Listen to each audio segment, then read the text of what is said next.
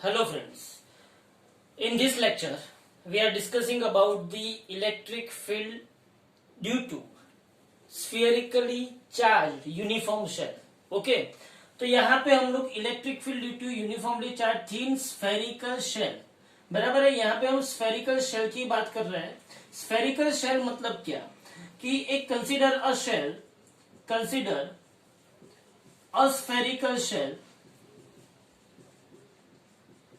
Of radius R, बराबर है। ये जो स्फेरिकल शेल है उसका रेडियस आर है। इस स्फेरिकल शेल के ऊपर मैंने चार्ज डिपॉजिट किया हुआ है। अब पहली बात तो आपको ये पता होना चाहिए कि there is a difference between sphere and spherical shell. जो स्फीयर होता है, स्फीयर वो सॉलिड स्फीयर है। सॉलिड स्फीयर मतलब वो अंदर से भी भरा हुआ है, लेकिन यहां पे मैं जिसकी बात कर रहा हूं वो स्फेरिकल शेल है। ये स्फेरिकल शेल जो है वो अंदर से भरी हुई, मतलब अंदर से होलो स्ट्रक्चर है। तो ये आर रेडियस की जो स्फेरिकल शेल है उसके ऊपर मैंने ये पॉजिटिव चार्ज डिपॉजिट किया हुआ है। Due to this positive charge ये जो स्फेरिकल शेल है उसके अंदर, उसकी सरफेस पे और उसके बाहर तीन जगह पे मुझे इलेक्ट्रिक फील्ड फाइंड आउट करना है, बराबर है। तो पहले मैं स्फेरिकल शेल पे, ये जो स्फेरिकल शेल है उसके ऊपर पहले मैं चार्ज कितना है वो डिसाइड कर देता हूं। तो सरफेस चार्ज डेंसिटी आपको पता है, बोलो सरफेस चार्ज डेंसिटी का इक्वेशन क्या है?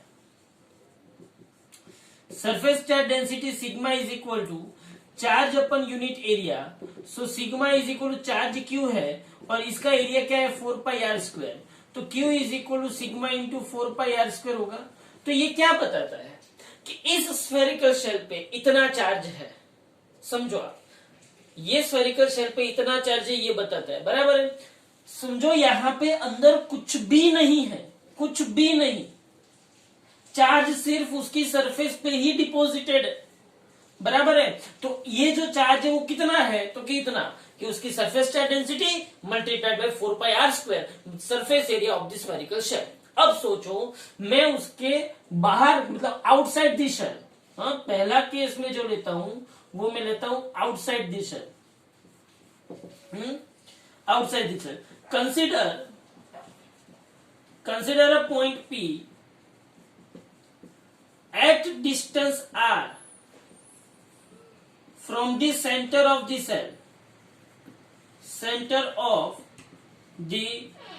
shell where r is greater than r।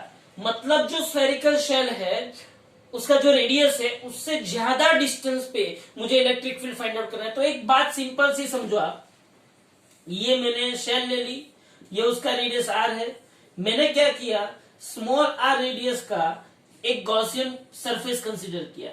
ये जो सेंटर है वहां से स्मॉल r रेडियस पे ये जो पॉइंट P है, मुझे इस पॉइंट पे इलेक्ट्रिक फील्ड चाहिए। यहां पे सब पॉजिटिव चार्ज डिपॉजिटेड है। अब सिंपल सी बात है कि ये सब पॉजिटिव चार्ज बाहर की साइड इलेक्ट्रिक फील्ड डेवलप करेंगे कि नहीं करेंगे? सब पॉजिटिव चार्ज ने बाहर की साइड आउटवर्ड डायरेक्शन में इलेक्ट्रिक फील्ड डेवलप किया। अब मुझे इस पॉइंट P पे इलेक्ट्रिक फील्ड चाहिए, तो मैंने क्या किया, स्मॉल r रेडियस का एक गॉसियन सरफेस ड्रॉ कर दिया। गॉसियन सरफेस मैंने क्यों ड्रॉ किया, क्योंकि यहाँ पे मुझे गॉस लॉ अप्लाई करना है। अब गॉस लॉ क्या है, सोचो गॉस लॉ क्या है। According to Gauss law phi is equal to integration E dot dA is equal to Q inside by epsilon naught. ये मेरे पास गॉस लॉ है, बस यही मुझे करना है। Phi is equal to integration, close integration on Gaussian surface, close integration on Gaussian surface E dot dA is equal to Q inside by epsilon naught. Phi is equal to integration, close integration E dot dA is equal to Q inside by epsilon naught. ये Gauss law है।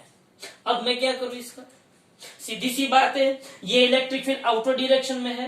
अब यही Gaussian surface के ऊपर उसका अगर आप area vector लोगे तो वो भी कौन सी डायरेक्शन में आएगा, आउटवर्ड डायरेक्शन में आएगा, उसके परपेंडिकुलर आएगा। Area vector on this Gaussian surface always perpendicular to the surface. तो सीधी सी बात है कि here E and d A दोनों एक दूसरे के पैरेलल है, तो थीटा इज इक्वल टू क्या आएगा 0, तो cos 0 क्या हो जाएगा 1। तो इसका मतलब ये हुआ कि ये ई का ई रहेगा, ये इंटीग्रेशन क्या हो जाएगा डीए। अच्छा मुझे ये बताओ क्यू इनसाइड कितना होगा। ये क्यू इनसाइड मतलब क्या, इस गॉसियन सरफेस ने इस गॉसियन सरफेस के अंदर कितना चार्ज है। तो इस गॉसियन सरफेस के अंदर ये जो स्फेरिकल शेल है उसके ऊपर जितना चार्ज है वही चार्ज है, लेकिन स्फेरिकल शेल के ऊपर कितना चार्ज है, स्फेरिकल शेल के ऊपर कितना चार्ज है, तो वो तो हमारे पास इक्वेशन नंबर 1 है ही। कितना चार्ज है, Q is equal to sigma into 4πr²। तो Q इनसाइड क्या आएगा, sigma into 4π capital R² divided by क्या आएगा यहाँ पे एप्सिलॉन नॉट, बराबर है। अब सोचो E का E बोलो, इस गॉसियन सरफेस का एरिया क्या होगा, तो गॉसियन सरफेस का एरिया होगा 4π स्मॉल r²। क्यों स्मॉल r², क्योंकि गॉसियन सरफेस जो है उसका रेडियस कितना है, स्मॉल r, बराबर है। Is equal to sigma into 4π capital R² divided by epsilon naught. अब बोलो मेरे को, 4π ने 4π को मारा भाई, 4π ने 4π को मारा, 4π कट हुए, तो E is equal to sigma R² upon epsilon naught R²। बोलो ये इक्वेशन पता चला, E is equal to sigma R² upon epsilon naught R²। अब आपको ये इक्वेशन देख के पता चलना चाहिए, sigma constant, capital R constant, epsilon naught constant, तो E proportional to 1 upon R²। तो यहां पे मुझे स्फेरिकल शेल जिसके ऊपर पॉजिटिव चार्ज डिपॉजिट हुआ था उसकी वजह से R डिस्टेंस पे मुझे इलेक्ट्रिक फील्ड मिला, E is equal to sigma R² upon epsilon naught R²। Okay, तो ये हुई आउटसाइड वाली बात, बराबर है। यही बात हमको किसकी करनी है, इनसाइड वाली बात करनी है। हाँ, इनसाइड में बोलो क्या करेंगे, ये आउटसाइड वाली बात हो गई, बराबर है, ये आउटसाइड वाली बात हो गई। अब इनसाइड में हम क्या करेंगे, ध्यान से समझो। चलो इनसाइड के अंदर यहां ही मुझे बता दो, इनसाइड के अंदर मुझे यही बता दो क्या हो सकता है। बोलो गॉस लॉ क्या कहता है, phi is equal to integration E dot D is equal to Q inside by epsilon naught. अब समझो, चलो इनसाइड के बारे में,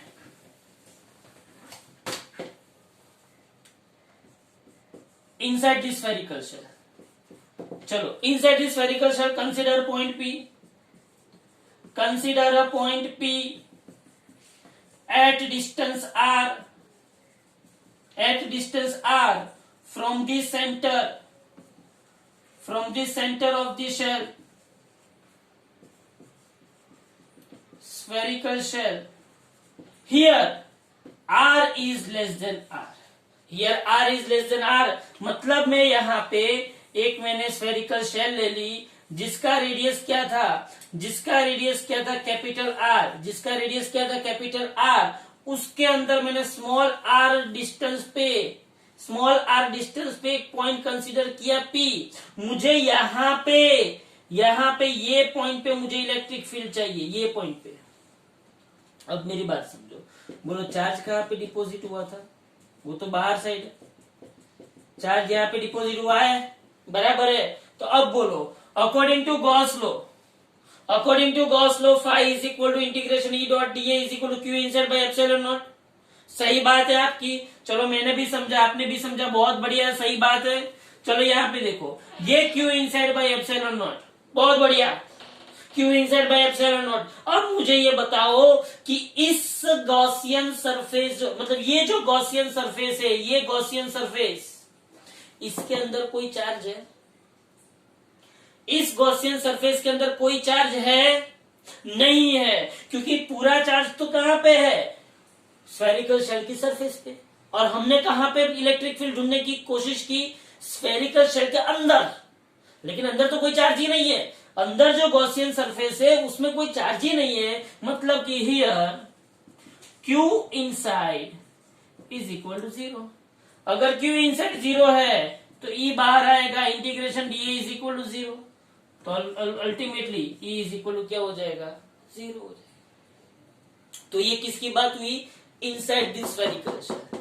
तो स्फेरिकल शेल के बाहर E proportional to 1 upon R², spherical shell के अंदर E इज इक्वल टू 0। अब तीसरा पॉइंट, स्फेरिकल शेल की सरफेस पे अरे भाई स्फेरिकल शेल की सरफेस पे अगर देखना हो, स्फेरिकल शेल की सरफेस पे अगर देखना हो तो इलेक्ट्रिक फील्ड क्या हो जाएगा, मैक्सिमम, क्योंकि स्मॉल आर की जगह पे क्या रख दो, कैपिटल आर। ओके, तो यहां पे मुझे ग्राफ प्लॉट करना पड़ेगा, यहां पे मुझे ग्राफ प्लॉट करना पड़ेगा। यहां पे देखो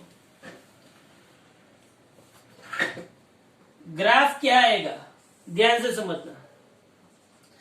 वाई एक्सिस पे electric field E, x axis पे आर, आर क्या है, तो यहाँ पे स्फेरिकल सेल के सेंटर पे आर क्या है, 0, सेंटर पे आर क्या है, 0। यहाँ पे स्फेरिकल शेल की सरफेस पे small R is equal to क्या होता है, कैपिटल आर। स्फेरिकल शेल की सरफेस पे small R is equal to capital are.